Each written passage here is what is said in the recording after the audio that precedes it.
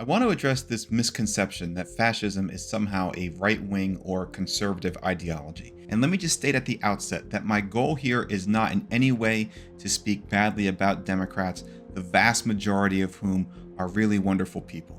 This is not about that. This is about simply addressing one of the more durable falsehoods in modern political discourse, that fascism is somehow right-wing. It is repeated so often and with such breezy confidence that few pause to examine whether it even makes rudimentary sense, and yet, upon inspection, the claim completely collapses. Not because fascism is benign, misunderstood, or somehow redeemable, but because it bears almost no resemblance to what the right, properly understood, has historically meant. The political spectrum, stripped of mythology and academic fog, is easily defined. Moving left leads towards more government. Moving right toward less government. Travel far enough in one direction and the state expands until it absorbs everything. Travel far enough in the other and the state recedes until it disappears altogether. Totalitarianism lies at one end of this spectrum and anarchy at the other. These are not interchangeable destinations. One does not travel down the road of decreasing government and somehow arrive at total government, any more than demanding more and more government leads to no government at all. This is not an argument about ideology, it is simply geometry. The political right, in its Anglo-American tradition, is defined by skepticism and disdain of state power and an emphasis on liberty. It insists on small, limited government, the supremacy of the people over the state, and rights that exist prior to and independent of political authority. Conservatism is not utopian. It does not imagine human beings perfected by policy. It does not seek power over the population to reshape society in its own image. It is born, rather, of a desire not to be ruled. It romanticizes individualism and individual liberty, and, ever cognizant of what happens when power goes unchecked, it demands that power not be concentrated among the few in government, but dispersed among the people. To label fascism as right-wing, then, is to deliberately misrepresent what the right stands for in the first place, in order to shift blame. It assigns the gravest crimes of centralized state power to the very tradition that arose to oppose such concentrations. Fascism is the apotheosis of the state. It is government without limit, authority without restraint, power without appeal. It is not an experiment in decentralization. It does not arise from an excess of liberty, but from its eradication. It does not elevate the individual, protect private conscience, or restrain the ambitions of those in power. Quite the opposite. Fascism is a totalitarian creed, animated by the belief that the state is supreme over all competing institutions, loyalties, and rights. It seeks not merely obedience, but submission. Speech, religion, commerce, education, family life, and even thought itself are brought under centralized control. The individual exists only insofar as he serves the collective, and the collective exists only insofar as it serves the state. If this is right-wing, then words have lost all meaning. The academic taxonomy that placed fascism on the right did not arise from clear thinking, but from narrative necessity. After the Second World War, fascism was morally radioactive. Collectivism, however, remained intellectually fashionable among those who thought the world would be better off if engineered by the intellectual class. It therefore became essential to exile fascism to the right, lest it be recognized as the sibling ideology that it is. The left-right spectrum was quietly redefined so that patriotism became confused with nationalism, and forced order was treated as the essence of the right, while centralization and state power were both recast as sins of excesses from both sides. The result was a conceptual laundering operation. Fascism was transformed from a warning about centralized authority into a smear campaign against conservative political opponents who favored limited government. It's Orwellian doublespeak at its most perfidious.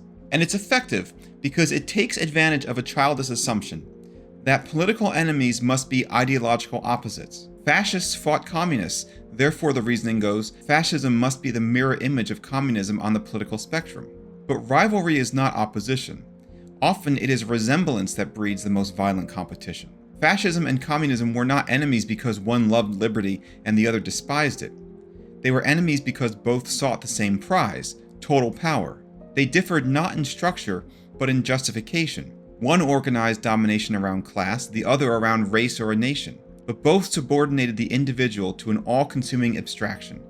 Both erased civil society. Both despised liberal democracy. Both demanded obedience enforced by terror. To describe one of these totalitarianisms as left-wing and the other, functionally identical, as right-wing is to mistake uniforms for ideas. Now again, I want to be very clear what I am not here saying. This is not an attempt to smear Democrats, liberals, or even the left as a whole as fascist, as so many of them are quick to do to us. That accusation is as lazy as it is dishonest, and if any doubt here my sincerity, I would direct your attention to an essay I wrote called The Goodness of Democrats. The overwhelming majority of Democrats exist in the mainstream for perfectly respectable reasons. Our failure as conservatives to recognize that is, indeed, our failure. And mainstream liberal Democrat leaders, including figures such as President Obama and Biden, governed in ways that were recognizably conservative in the classical sense, respecting the rule of law, maintaining institutional continuity, deferring to courts, and observing democratic norms even when inconvenient. Conversely, there have been Republicans who displayed an unsettling enthusiasm for unchecked executive power, contempt for congressional and judicial oversight, and indifference to constitutional restraint. Political reality, in other words, is untidy.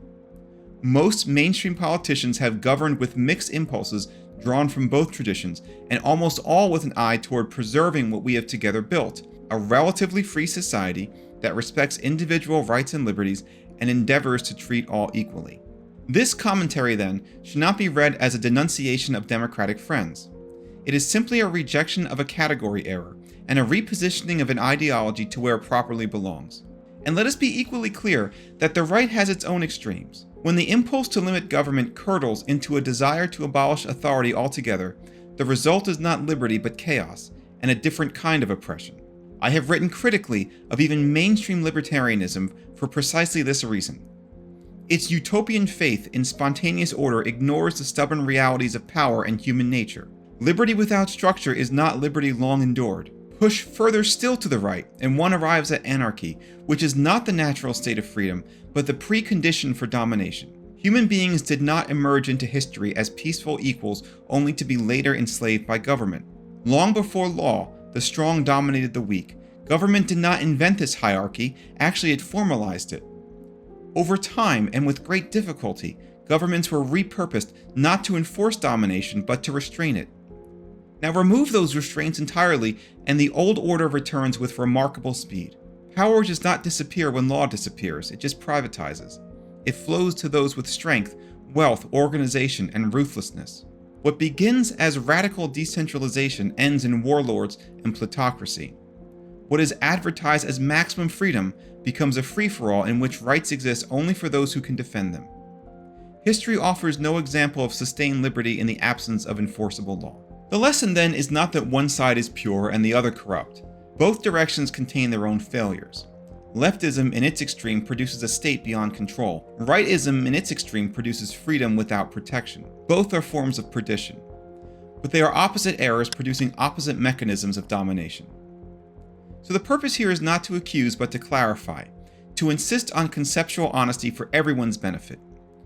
Freedom and equality are not opposing poles in a partisan tug-of-war, but complementary conditions of ordered liberty, each dependent on the restraint of power and the preservation of law. When we mislabel totalitarianism, we do not merely distort history. We erode the very language needed to defend a free and equal society together, and we risk allowing history to repeat itself. Thank you for watching.